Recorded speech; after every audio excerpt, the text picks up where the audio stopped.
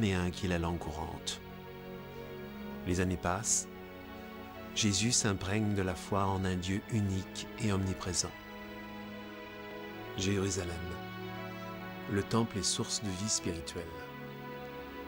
Jésus s'y rend un jour avec ses parents et écoute avec fascination ce que disent les prêtres. La ville est née d'une source. Repliée derrière ses murailles, elle résiste à tous les envahisseurs. Pourtant, un jour, le roi David a réussi à la conquérir sans effusion de sang. Il nomma donc la ville Yerushalayim, ville de la paix. Le temple est source de vie spirituelle et financière. Il permet à la ville de vivre. Les grands prêtres qui veulent garder leurs privilèges obéissent aveuglément à Rome.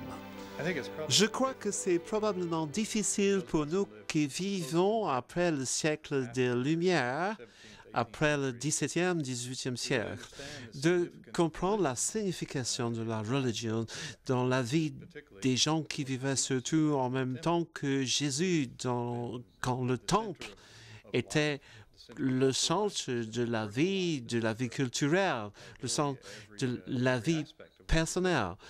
En réalité, le centre de chaque aspect de la vie, et sauf pour les plus banals, mais pour tout ce qui concerne l'existence mentale et spirituelle, le temple était le centre.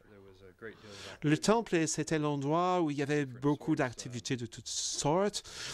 Il y avait l'enseignement religieux, bien sûr, ainsi que les services religieux réguliers auxquels se rendait toute la communauté.